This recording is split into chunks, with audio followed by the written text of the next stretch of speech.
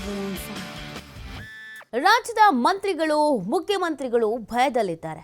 ಸರ್ಕಾರಕ್ಕೆ ಯಾವ ಕ್ಷಣದಲ್ಲಿ ಏನಾದರೂ ಆಗಬಹುದು. ಕೊಪ್ಪಳದಲ್ಲಿ ಶಾಸಕ ಜನಾರ್ದನ ರೆಡ್ಡಿ ಇದೊಂದು ಬಾಂಬ್ ಸಿಡಿಸಿದ್ದಾರೆ. ಶಿವರಾಜ್ ತಂಗಡಿಗೆ ಈಗಾಗಲೇ ಒಂದು ಭಯ ಆರಂಭವಾಗುತ್ತಿದೆ. ಡಾಕ್ಟರ್ ಜಿ ಪರಮೇಶ್ವರ್ ಅವರು ಮೈಸೂರಿನಲ್ಲಿ ಹೇಳಿಕೆ ಕೊಟ್ಟರು. ಅಭಿವೃದ್ಧಿಗೆ ಹಣ ಸಿಗ್ತಿಲ್ಲ ಅಂತ ಶಾಸಕ ಗವಿಯಪ್ಪ ಹೇಳಿದರು. ರಾಜು ಕಾಗೆ ಅವರು ಆತ್ಮಹತ್ಯೆ ಮಾಡಿಕೊಳ್ಳುವ ಸ್ಥಿತಿ ನಿರ್ಮಾಣವಾಗಿದೆ ಅಂದಿದ್ದಾರೆ. ಇವತ್ತು ತುಂಬಾ ಕಾಂಗ್ರೆಸ್ ಶಾಸಕರು ಭಯಭೀತರಾಗಿದ್ದಾರೆ ಅಂತ ಸ್ಟೇಟ್ಮೆಂಟ್ ಅನ್ನು ಕೊಟ್ಟಿದ್ದಾರೆ.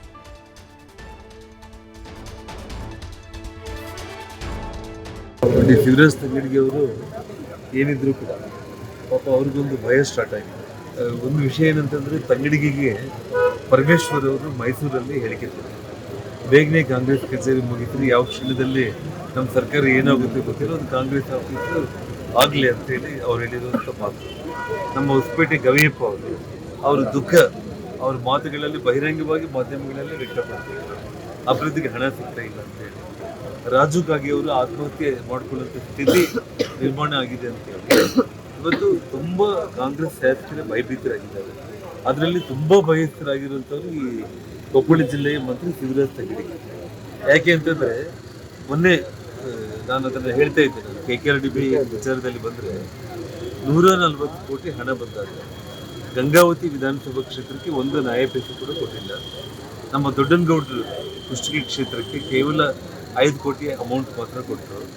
ಇವತ್ತು ಇಡೀ ಕೊಪ್ಪಳ ಜಿಲ್ಲೆಯಲ್ಲಿ ತಂಗಡಿಗೆ ಮತ್ತು ಹಿಟ್ನಾಳಿಬ್ಬರು ಹಂಚ್ಕೊಂಡ್ಬಿಟ್ಟು ಅಮೌಂಟ್ ಈಗ ಎಂಟೈರ್ 140 ಕೋಟಿಯಲ್ಲಿ 130 ಕೋಟಿ ಹಣ ಅವರೇ ತಗೊಂಡಿದ್ದಾರೆ. ನನ್ನ ಗಂಗಾವತಿಯಲ್ಲಿರುವಂಥ ನಮ್ಮ ಪಕ್ಷದ ಕಾರ್ಯಕರ್ತರಿಗೆ ಅನ್ಯಾಯ ಮಾಡ್ತಾ ಇದ್ದಾರೆ ಅಂತಂದರೆ ಇನ್ನೊಂದು ವಾರದಲ್ಲಿ ಮುಖ್ಯಮಂತ್ರಿ ಸರ್ಕಾರ ಹೋಗ್ಬಿಟ್ರೆ ನನ್ನ ಅಧಿಕಾರ ಕೂಡ ಹೋಗ್ಬಿಡುತ್ತೆ. ನನಗೆ ಇದೇ ಇನ್ನು ಕೊನೆ. ನೆಕ್ಸ್ಟ್ ಯಾರು ಮುಖ್ಯಮಂತ್ರಿ ಆಗ್ತಾರೋ, ಯಾವ ಸರ್ಕಾರ ಬರುತ್ತೆ ಗೊತ್ತಿಲ್ಲ. ಸೊ ಹಾಗಾಗಿ ನನಗಿರುವಂಥ ಈ ಕೊನೆಯ ಅವಕಾಶವನ್ನು ಆ KKRDB ಫಂಡನ್ನು ನನ್ನ ಕ್ಷೇತ್ರಕ್ಕೆ ನಾನು ಹಾಕ್ಕೊಂಡಿದ್ದೇನೆ.